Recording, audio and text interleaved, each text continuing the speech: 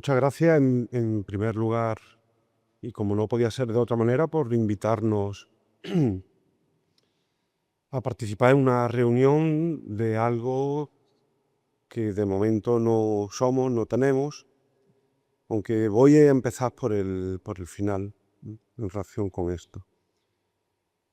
Para nosotros una satisfacción, efectivamente, estoy aquí en nombre y voz de un grupo de trabajo que voy a explicar cómo se ha constituido, cómo ha funcionado y cuál es un poco la filosofía de trabajo que tenemos, que en muchas ocasiones realmente coincide, por lo que he visto en la intervención de Paco Acosta, con, lógicamente, algunas de las líneas de trabajo que tenemos.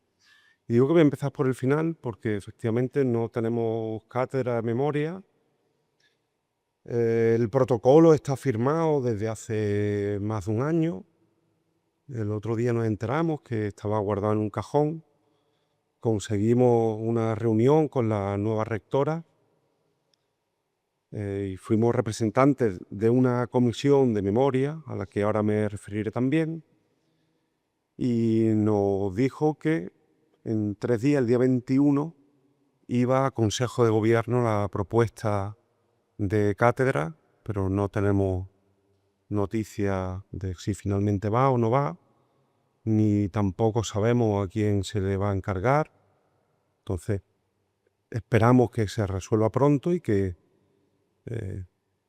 se ponga en manos de alguien que tenga voluntad por hacer cosas, ¿no?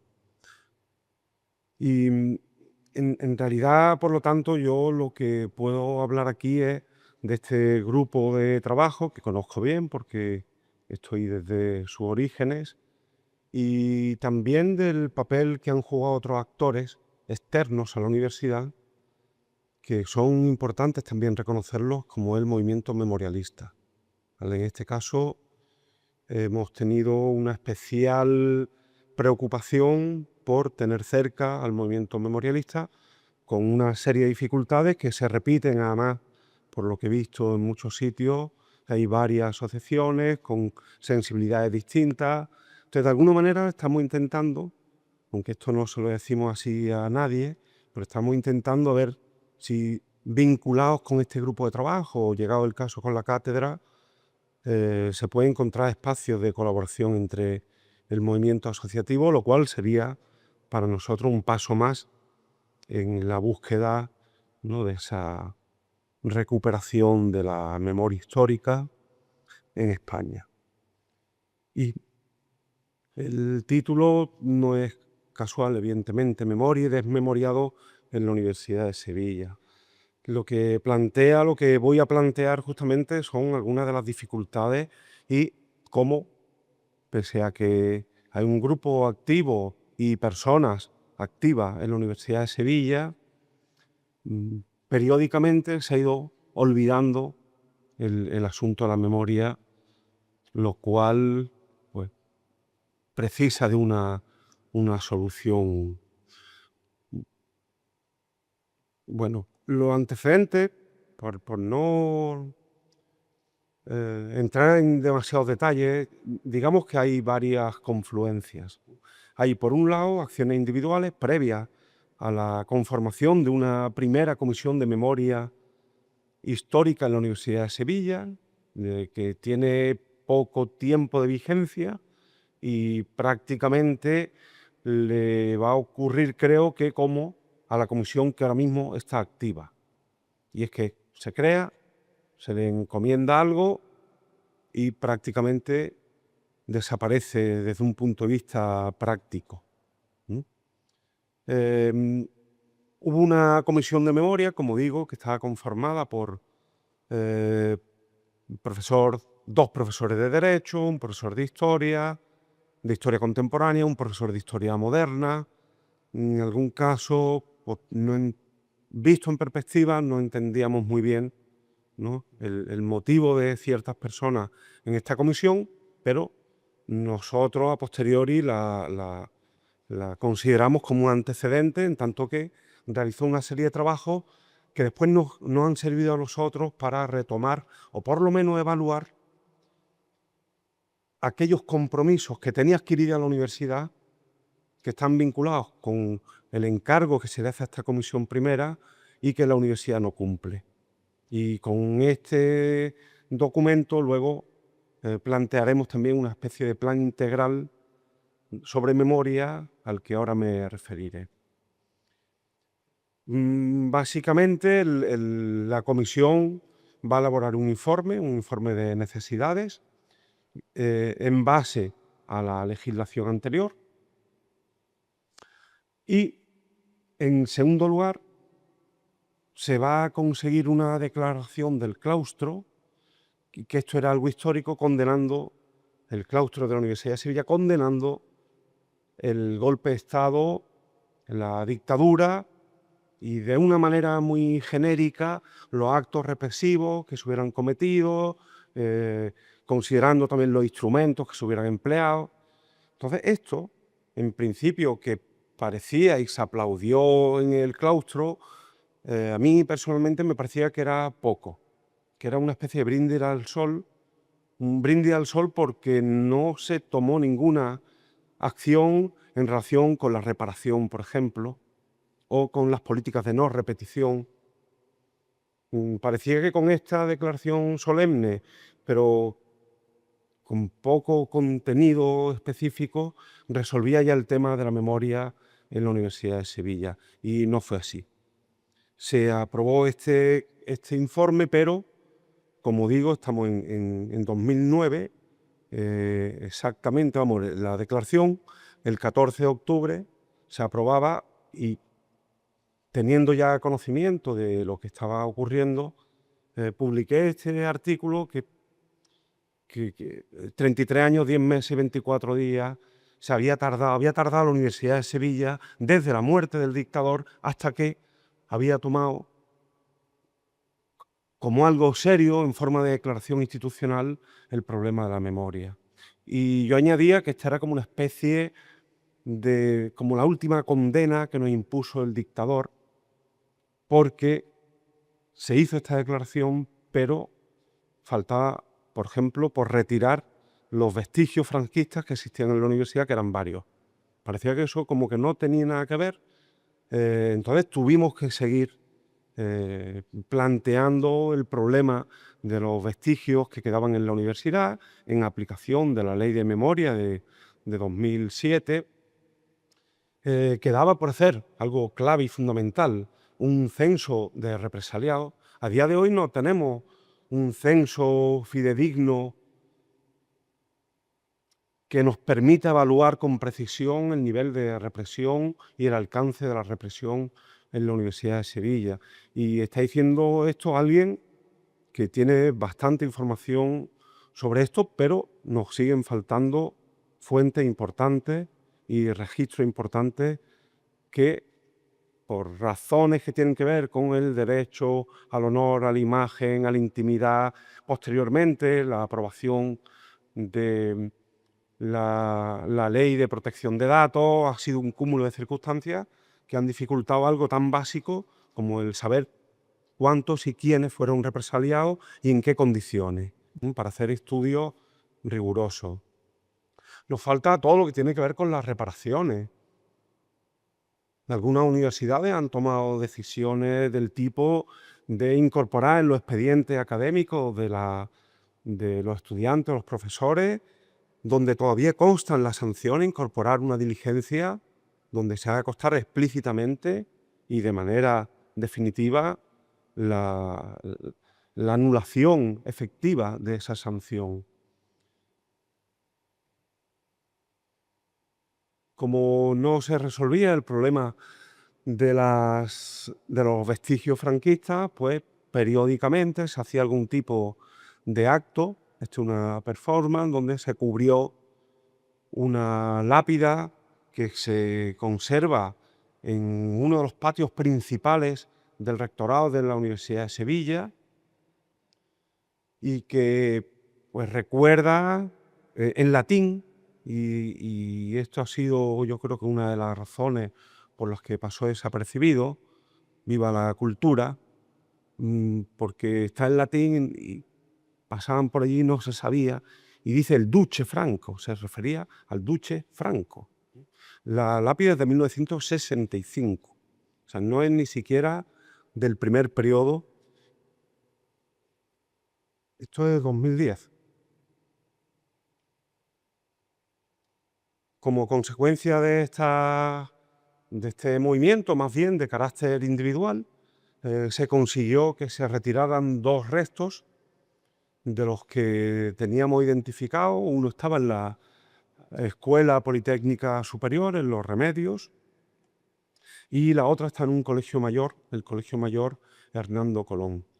Esto en 2010, al calor de esa declaración y sobre todo un poco de las quejas que se estaban emitiendo, que estaban saltando a los medios de comunicación, y esto generalmente tiene más efecto que el mayor poder que pueda tener una comisión de este tipo, por lo que yo he podido comprobar, se consiguió que se retiraran estas 2 lápidas y todavía quedaba la del rectorado, todavía queda una en un colegio mayor que está por el Aljarafe, y todavía queda una, que ahora me referiré también a ella, en la Facultad de Medicina.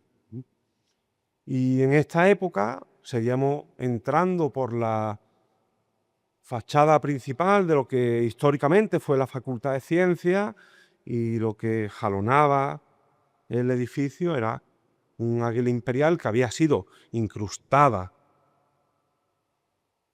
durante el periodo franquista. Esto sí fue al principio, y parecía que aquello no molestaba demasiado a nadie.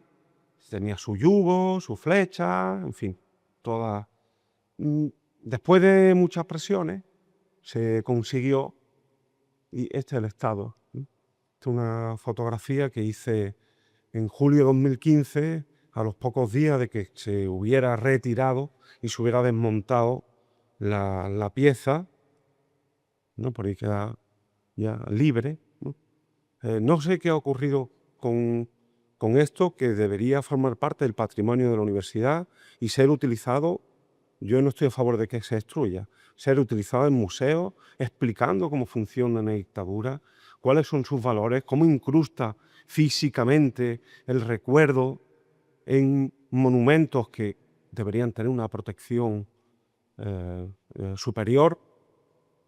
Bueno, este se consiguió quitar, pero la del rectorado, sí, ahí hicimos una jornada sobre educación y franquismo en las que diseñamos un fanzine, y en el fanzine, que iba con una entrevista a Josep Fontana, bueno, a algunas de las personas que habían participado, incorporamos al final un recuerdo nuevamente para ver si de una vez se retiraba, ¿no? En el año 1965, siendo Franco, en la traducción caudillo de España, la Universidad Hispalense comenzó a tener su sede en este edificio, en una nueva función. Se conservan los preciosos restos de su pasado. Bueno, ahí sigue, y es un tema que va a volver a aparecer. En este tiempo, como digo, la comisión formal desaparece, no legalmente, pero de facto deja de tener ningún tipo de actividad.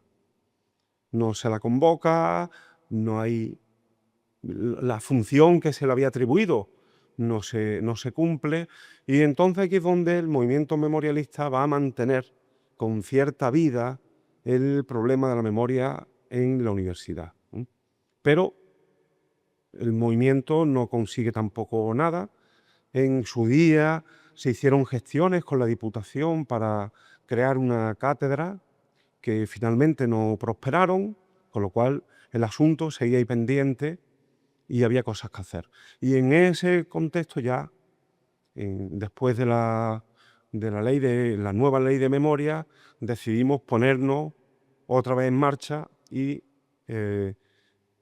nos reunimos, me reúno con 2 compañeros de la Facultad de Psicología, y decidimos poner en marcha este proyecto para crear un grupo de trabajo independiente del rectorado, que nos permitiera actuar y diseñar sin ningún tipo de cortapisas, ni siquiera en términos de convocatoria.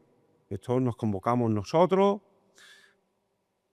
Esta es la primera reunión en octubre de 2023. En noviembre ya hemos incorporado a varias personas. Tenemos de la Facultad de Derecho, de Enfermería, de Comunicación, de Informática, y a partir de este momento lo que vamos a hacer es ir ampliando esta red, que va a ser muy útil para un objetivo que comentaré ahora, ¿vale? Esto es como era muy recurrente, ¿no? La imagen de la lápida. Más o menos en la actualidad, pues este grupo está formado por unas 20 y tantas personas, tiene presencia en varias facultades, y aquí falta una que es muy importante porque no es el ámbito universitario, pero es fundamental para nosotros, que es en secundaria. Este grupo tiene también, digamos, varios enlaces, varios delegados que trabajan con nosotros en el ámbito de la secundaria. Y esto va a ser clave para entender lo que hicimos el año pasado. Vale, básicamente, pues quedaría de esta manera, con el añadido, ya digo, de la enseñanza secundaria. Tenemos representantes en geografía e historia, tanto en historia contemporánea como en ciencia y técnicas historiográficas, que lo hemos incorporado recientemente junto con ciencias del trabajo, con idea a una actividad que vamos a hacer el año que viene. Claro, la parte de ciencia y técnica son los que llevan el tema de los archivos, y nos interesa especialmente el problema del acceso a la información relacionado con la memoria. Tenemos representantes en arqueología, en filología, representantes o que han participado, han colaborado. Aquí en este tipo de grupos, pues la participación es muy desigual, como es evidente, ¿no? Pero en todos estos casos han colaborado, han participado, y hay personas que se mantienen con una actividad más intensa y otros que están un poco esperando a que se les solicite algo. Pero lo importante es que contamos con estas personas para desarrollar una serie de trabajos. En filosofía, en enfermería, en derecho, en medicina, en informática, ciencia del trabajo, educación, comunicación. A través de educación tenemos también otra línea para tener presencia en el ámbito de la secundaria. Entonces tenemos básicamente estas dos vías. Y luego, por otro lado, tenemos, como digo, la creación de la Comisión de Memoria Democrática, que en realidad es una consecuencia que se aprueba por un acuerdo del Consejo de Gobierno en noviembre de 2024. Ha pasado un año desde que se ha creado este grupo.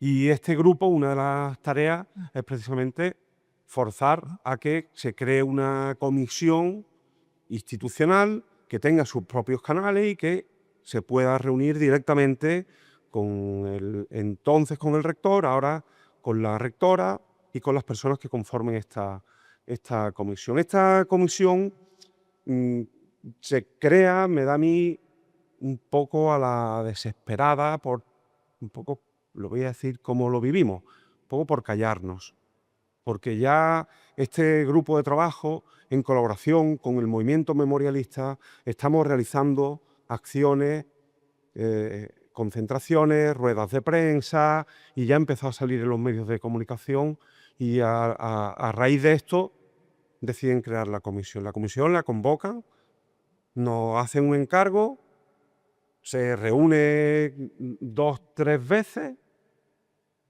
para pedir una serie de cuestiones, informes sobre tipología represiva, sobre las necesidades archivísticas. Se le hizo un informe verdaderamente exhaustivo, y hasta hoy. La comisión está conformada por la rectora, el secretario general, el director general de Espacio Universitario, el general de Cultura y Patrimonio. Esto tiene una razón de ser. No son perfiles que habitualmente estén en este tipo de comisiones, pero en el plan integral que preparó el grupo de trabajo venían algunas cuestiones que podían efectivamente afectar a estos dos directores generales. Por ejemplo, pedíamos que se ponga una obra de arte en un lugar noble y visible, relacionado con las víctimas de la represión franquista en la universidad. Y para esto necesitamos efectivamente a estas dos personas y por eso las incluyeron. Hay 4 PDIs, hay 2 personas del movimiento memorialista y esto fue una cosa que teníamos claro desde el principio y se lo planteamos al rectorado. Queremos que esté la sociedad civil en esta comisión. No queremos que sea solo una comisión de profesores que se reúnen con otros profesores. Necesitamos ese aire fresco y esa capacidad de presión sin estar condicionados, porque al final somos trabajadores de esta casa, mientras que el movimiento memorialista no tiene este tipo de condicionantes que en algún momento pueden ser importantes. De forma que se incluyeron 2 representantes del movimiento memorialista, velamos porque hubiera uno por cada una de las grandes asociaciones, una es la Asamblea de la Gavidia y la otra es la Federación Andaluza de Memoria Democrática. Sus relaciones pues tienen puntos de vista diferentes sobre algunas cuestiones o sobre cómo actuar, pero a nosotros esto no era indiferente, nos parecía que aportaban su presencia en esta comisión. Y finalmente el rectorado, yo creo que hizo número y dijeron, si hay que votar, no van a tener un peso específico, pero para nosotros lo tenían desde el punto de vista del contenido. Y incluimos también a una persona del PTGAS, del personal técnico de gestión, administración y servicios, y incluimos también a 2 estudiantes. Nos parecía importante que los estudiantes estuvieran representados porque una de nuestras obligaciones es llegar a los estudiantes. Y esto es lo que va a permitir garantizar la continuidad de esta sensibilidad, ir a las personas jóvenes y dentro de la universidad a los estudiantes. Bueno, esta comisión, ya digo, se reunió en un par de ocasiones. Cuando la nueva rectora tomó posesión al día siguiente o a los 2 días, le solicitamos una reunión. En principio no obtuvimos respuesta, volvimos a presentar la solicitud y hace como 2 semanas o 3 semanas nos convocaron y ya aquí no estaba ni el director general de Espacio y Cultura, no sabíamos muy bien. Y ahí nos anunciaron que efectivamente que estaba firmado el protocolo de la cátedra, lo cual nosotros sabíamos desde hacía un año, y que no se había llevado al Consejo de Gobierno, o sea, se había guardado en el cajón. Cuando se vio, lo vimos, tiene 50.000 euros de presupuesto. Y si estamos ya en mayo, pues como un poco asombrada, no sé si era más o menos exacto ese asombro, pero aquello ocurrió tal cual. De forma que nos dijo que en breve, principio el próximo 21, en 3 días, iba la propuesta a Consejo de Gobierno y esperemos que ya se desbloquee porque esto va para largo. Las funciones de esta comisión: estudiar el censo de represaliados de la Universidad de Sevilla, los símbolos de la dictadura que deban ser suprimidos, así como el modo de atención al de los restantes requerimientos de la ley, formular propuestas al rector o rectora en este caso, en relación con el cumplimiento de la ley de memoria. Para esto nos fue muy útil ese informe previo que hizo la comisión, donde había un jurista, había 2 juristas, pero especialmente uno que se metió muy de lleno en el análisis de la ley, la supresión de los símbolos y signos y el reconocimiento y homenaje a los represaliados, algo que sigue pendiente, aunque estamos trabajando intensamente en esta parte. Y la canalización de propuestas a través o vinculadas con las asociaciones de memoria. Por su parte, el grupo de memoria, porque el grupo de memoria, como digo, no necesita convocatoria oficial. Por un mensaje, vamos a reunirnos, vamos a plantear esto. El grupo de memoria, antes de que se constituyera la comisión, presentó un plan integral.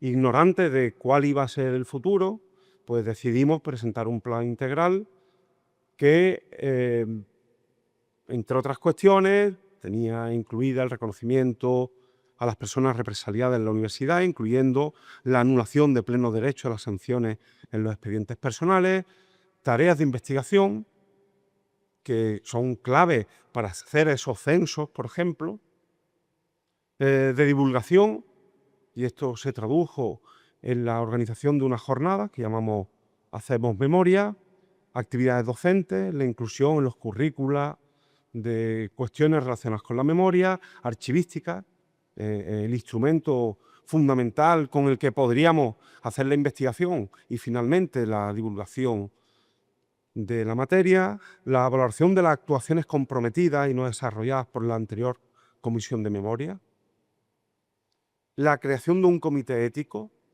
que pueda servir para evaluar qué es lo que está haciendo la universidad, que sea independiente incluso de este grupo de memoria para garantizar que tiene autonomía en su criterio, y luego también planteamos, con la idea de la divulgación, lo que llamamos tareas colaborativas, la creación de cadenas de memoria, ¿no? Utilizar testimonios directos, juntarlos con estudiantes, con los abuelos de varias personas, empezar a construir una red simbólica de memorias que irían encadenadas, pero en este sentido liberador.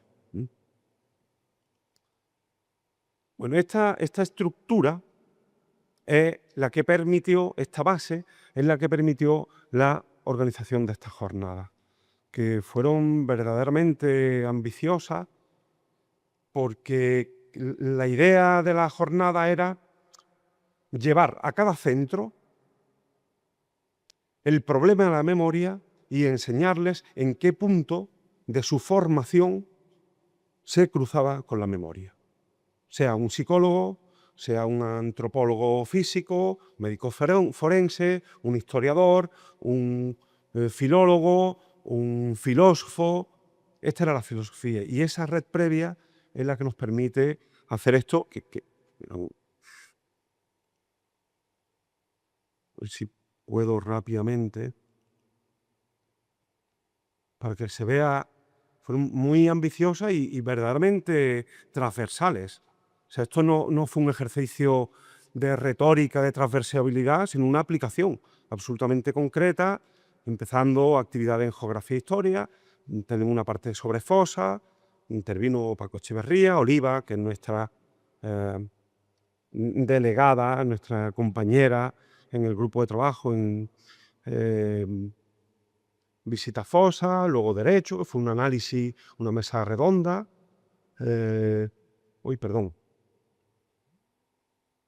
Una parte en historia, una mesa redonda con testimonios directos de los años 60, a lo que me referiré, si no ahora, en la mesa redonda posteriormente, porque me parece que es importante. En enfermería, la dimensión del problema de la concepción de la familia y de las políticas familiares, y cómo eso hay que romperlo y transformarlo en el contexto de la transición, y qué papel juegan los universitarios y las universitarias en este proceso. O en psicología, el trabajo de los psicólogos con los familiares en las fosas.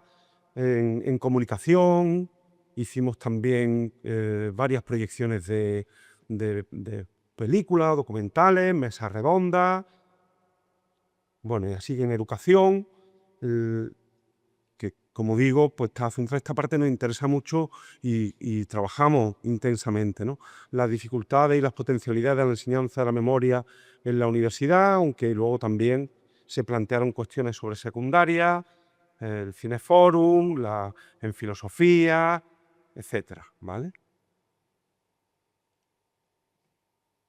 Sin esta estructura hubiera sido imposible hacerlo en un tiempo récord y además en principio sin recursos, porque cuando se diseña esto tenemos 0 euros. O sea, nada, 0 de financiación. Cuando la jornada ya está muy madura y ya tenemos todo el programa, entonces se interesó España en Libertad, que claro, teníamos el proyecto ya hecho, las personas contratadas no, pues no se le pagaba a nadie. hablado con las personas y entonces la participación, la financiación de España en Libertad, del comisariado, nos permitió, por ejemplo, pagar algunas intervenciones de personas siempre que no fueran de nuestra universidad. Los miembros de la universidad renunciamos voluntariamente a cobrar por esto, con lo cual el dinero que recopilamos pues, fue para pagar a personas que venían de fuera, o si hubo que pagar temas de publicidad o de licencias, este tipo de cuestiones. En historia lo llevo un poquito a mi terreno porque, bueno, el perfil de hecho de los directores de las cátedras generalmente, no siempre, pero generalmente está asociado al ámbito de la historia, de la arqueología. En nuestro caso, tuvimos 4 frentes de acción. Uno fueron conferencias, conferencias como las que hemos visto.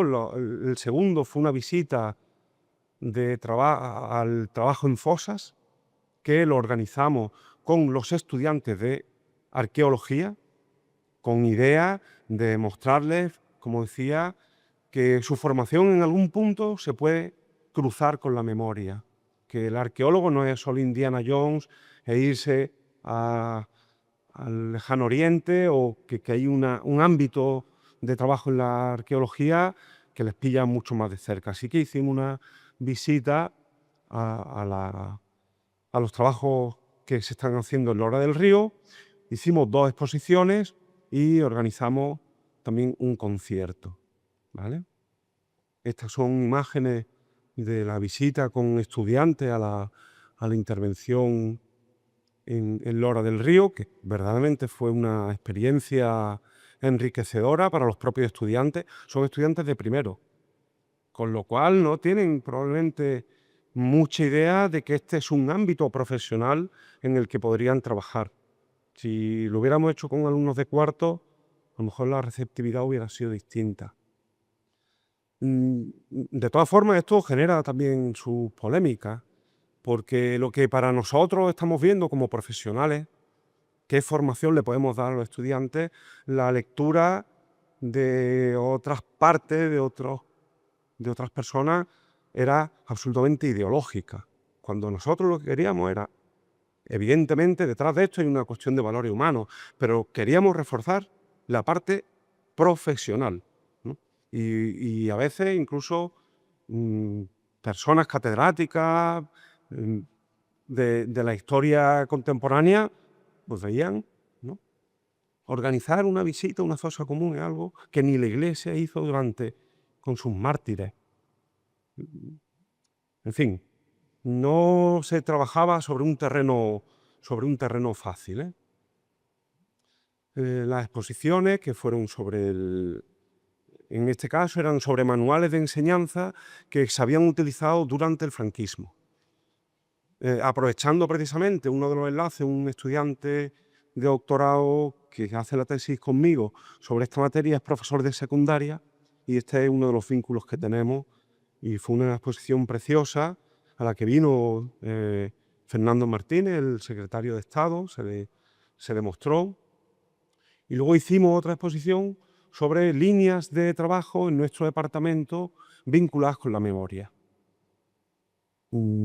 Es una línea reciente. Mi departamento no se ha caracterizado históricamente por afrontar temas de memoria, pero desde hace unos años, pues no tanto el departamento, la dirección del departamento, sino profesores y profesoras han ido realizando algunas investigaciones, y lo que queríamos era mostrar que existen líneas de investigación, en algún caso vinculados con los medios de comunicación, en otros, como estas imágenes que aparecen ahí, asociada a la represión de los movimientos sociales en Sevilla, etcétera, etcétera.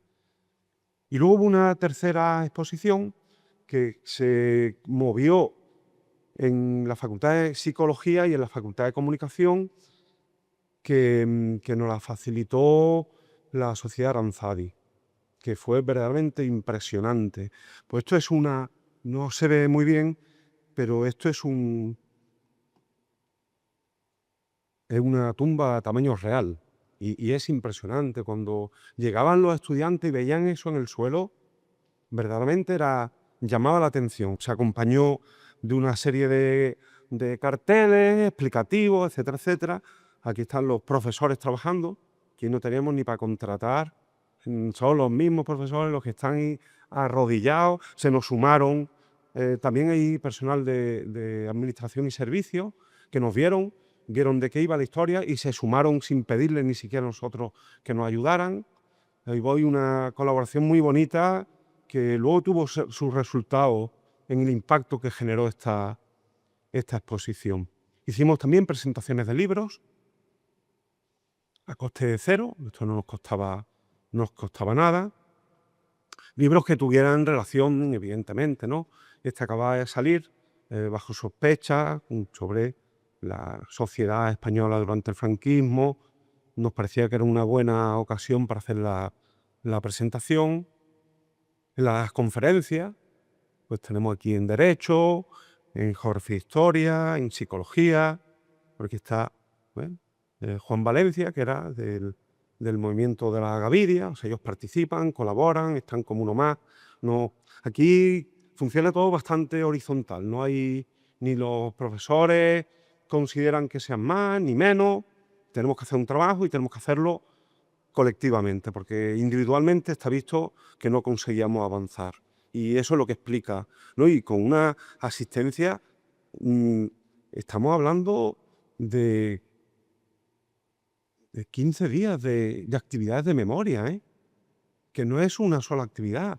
15 días en 5 o 6 campos distintos, por la mañana, por la tarde, y el resultado fue, en general hubo algún caso con menos asistencia, pero en general hubo una participación y una asistencia importante. 2 conciertos, uno de Lucía Socam, que además se da la particularidad. Lucía Socam es una cantautora que ha colaborado mucho en actividades relacionadas con la memoria, pero además es que ella es PTGAS de la Universidad de Sevilla, con lo cual por ahí encontramos también una manera de que el PTGAS se involucrara, se sintiera partícipe, porque lo primero que me pidieron cuando nos reunimos, oye, tienen que salir los estudiantes represaliados, tienen que salir los profesores, pero tienen que salir también el personal de administración y servicio. Y entonces les dije, mira, puede que haya algún caso en el primer franquismo, en las depuraciones primeras, pero desde 1936 en Sevilla, que además es una ciudad de retaguardia, desde 1936 hasta 1975, yo no conozco ni un solo caso de un bedel que hubiera sido represaliado, fundamentalmente porque eran elegidos, eran excombatientes, exguardias civiles, y además fueron personas muy importantes como informantes. Entonces, pero tienen que estar, no podemos tener un marco. O sea, si no hay represaliados, no los podemos inventar. Tenemos suficientes represaliados como para no forzar la maquinaria, porque además eso va a ir en nuestra contra. No sé si conocen el caso de Marco. Ya con uno hemos tenido suficiente. Entonces, la manera que se nos ocurrió de que participaran era precisamente, pues, en este caso, con un concierto. Y el otro concierto es de Cuco Pérez, que hicieron un trabajo de investigación. Cuco y Luisa Pérez son 2 hermanos que hicieron un trabajo de investigación rescatando canciones de los campos de refugiados franceses, porque sus familiares salieron con el mismo grupo de Machado al final ya de la guerra, y entonces estuvieron allí internados y conservan, no se ve muy bien, pero conservan el hatillo original del campo, la maleta, y se dedicaron a rescatar canciones de los españoles en los campos franceses. Un trabajo de investigación precioso, y creía que era también interesante traerlo.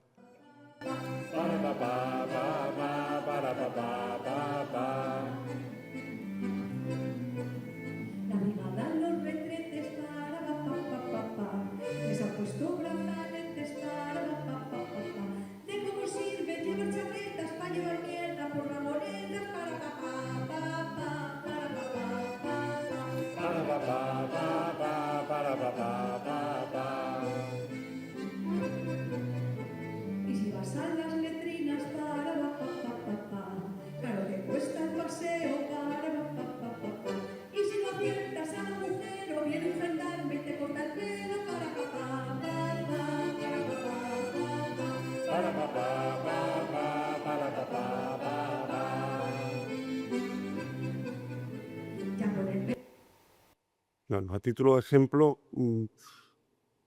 ¿cuál era el interés? En mi caso, yo fui un poco el que hice esta propuesta. Mi interés era, y sigue siendo, el que nos aproximemos al problema de la memoria por vías alternativas que no sean las tradicionales. Las tradicionales, las conferencias ya están quemadas. O sea, son necesarias, no podemos renunciar a estas. Pero tenemos que acercarnos al problema de la memoria desde el cine, desde la sociabilidad, desde los restos, desde la música, desde la literatura. Una manera más sutil para llevar el problema a la aula, a los espacios públicos, y por eso esto lo pudimos hacer, esto sí, con ayuda de la Secretaría de Estado, porque estos son profesionales. Y bueno, decía que quedan, y voy terminando, que quedan algunos restos. Por ejemplo, queda en la Facultad de Medicina, que estaba desconocido, y uno de mis espías, en este caso femenina, mi hijo Alberto, he encontrado esto. Pues además del grupo de trabajo, tenemos espías por ahí, ¿vale? Y una de mis espías me informó de esto y me fui, le hice una foto, fui a verificar que era correcto todo, y efectivamente hay una inscripción aquí que se ve muy mal, pero con un poquito de trabajo pues conseguimos, ¿no? A Dios Todopoderoso, siendo generalísimo de la España Francisco Franco, el excelentísimo ministro de Educación Nacional José Ibáñez Martín se ocupó de que se erigiera este edificio para la enseñanza de las ciencias médicas, y de su inauguración el año del Señor de 1945, realizado con las formalidades necesarias, siendo José Mariano Mota rector magnífico de la Universidad de Sevilla. Tiene la particularidad de que este fue un ministro especialmente duro. Fue responsable directo e impulsor activo y muy convencido de las depuraciones en la Universidad de Sevilla y de todas las universidades de España. Para él, y lo dejó escrito, así que no, para él la gran responsable de la guerra civil fue la universidad, y por lo tanto había que hacer una depuración para limpiar. Así que es paradójico, ¿no?, que se conserve un resto, está también en latín y además sucio, con lo cual... Y esta que sigue ahí, la lápida, conseguimos que la idea era retirarla. Nos dijeron que técnicamente era muy difícil, que era casi 1 metro de profundidad lo que tenía esa piedra, lo cual no, a mí me resulta raro, porque detrás lo que hay son unos aseos.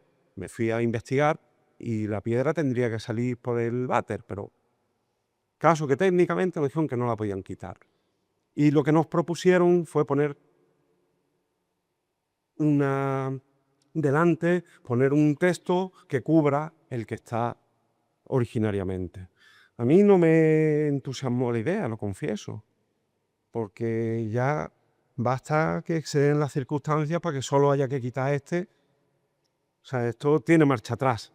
No sé con qué superglue lo van a pegar, pero estoy seguro que esto podría tener marcha atrás, y de lo que se trata es de que no haya posibilidad de marcha atrás.